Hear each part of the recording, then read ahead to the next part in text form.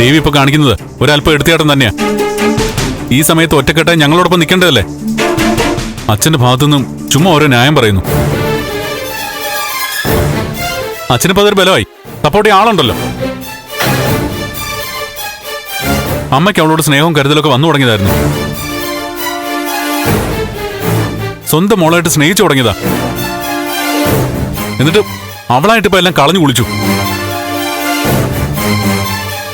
നന്ദ, ഞാൻ പ്രത്യേകിച്ചൊരു ഭാഗം പറയുകയല്ല.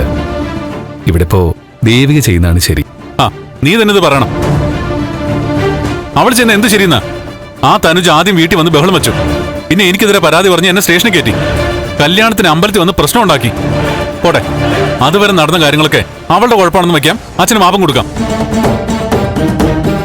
പക്ഷെ പോലീസ് സ്റ്റേഷനിൽ പോയി അച്ഛൻ എന്തിനാ പെണ്ണിനെ ഇറക്കി? എന്തിന് പരാതി പിൻവലിച്ചു? അടുത്ത ദിവസം തന്നെ അവൾ പ്രഖ്യാപിച്ചില്ലേ അവൾ സിദ്ധാർത്ഥൻ ചന്ദ്രത്തിന്റെ മോളാണെന്ന്. ഞങ്ങൾ അച്ഛന്റെ കാല് പിടിച്ച് പറഞ്ഞു അവൾ പറഞ്ഞതിനെ എതിർത്ത് ഒരു വീഡിയോ ചെയ്യാൻ. എന്നിട്ട് അച്ഛനത് കേട്ടില്ല. അപ്പൊ തന്നെ മനസ്സിലായി കാണുമല്ലോ അച്ഛൻ ഇതിലെന്തോ മറക്കാനുണ്ടെന്ന്. ഈ സാഹചര്യത്തിൽ ദേവി ഞങ്ങളോടൊപ്പം അല്ലേ നിൽക്കേണ്ടത്?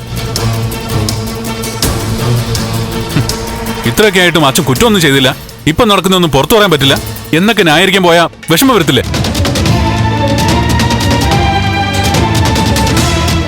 അമ്മയ്ക്കിപ്പം ദേവിയുടെ കലിയ. അമ്മയ്ക്ക് മാത്രമല്ല, ചേച്ചിക്കും എനിക്കും ഒക്കെ. മോനെ, വീട്ടില് ബഹളമൊന്നും ഉണ്ടാവാതിരിക്കാൻ വേണ്ടിയായിരിക്കും ദേവിക മോള് ശ്രമിക്കുന്നത്. അതേടാ, ഇപ്പൊ അമ്മ പറഞ്ഞതാ ശരി. നല്ല തിരിച്ചറിവുള്ള കുട്ടിയാ ദേവിക. അവൾക്ക് ചിലപ്പോ പലതും മനസ്സിലായിട്ടുണ്ടാവും. അവൾക്ക് ഉറപ്പുണ്ടാവും അങ്കിൾ തെറ്റുകാരനല്ലെന്ന്. പിന്നെ അമ്മ പറഞ്ഞതുപോലെ ബഹളം ഒഴിവാക്കാൻ ശ്രമിക്കുന്നതായിരിക്കും. എടാ, അവളിപ്പോ ഈ ചെയ്യുന്നത് ബഹളം കൂട്ടാൻ ഉപകരിക്കൂ. നന്ദൻ പറയുന്നതും ശരിയാ.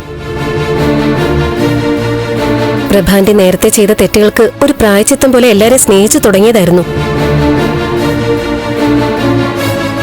ദേവികയെ സ്വന്തം മോളെ പോലെയാ കാണുന്നെന്ന് ദേവിക തന്നെ പറഞ്ഞിരുന്നു. അതെ, ആ മോളെ തന്നെ അമ്മ വീണ്ടും ശത്രുവായി കണ്ടു. ഇന്ന് തന്നെ അമ്മയോടൊന്നും പറയാതെ അവൾ അമ്പലത്തിലേക്ക് പോയിരിക്കുക. അല്ലെങ്കിൽ അമ്മയും കൂട്ടി പോകുന്ന ആളല്ലേ? അമ്മയ്ക്ക് ദേഷ്യം കൂട്ട ഇതൊക്കെ മതി.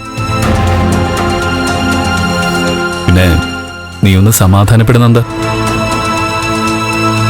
അമ്മേ, ഞങ്ങൾക്ക് കഴിക്കാൻ എന്തെങ്കിലും എടുക്ക. നീങ്ങ വന്നേ. വാടാ. ഫ്ലവേഴ്സ് സ്മാർട്ട് ഷോ ഫെബ്രുവരി 15 ശനിയാഴ്ച ആരംഭിക്കുന്നു. ശനി ഞായർ ദിവസങ്ങളിൽ രാത്രി 9:30 ഫ്ലവേഴ്സിൽ.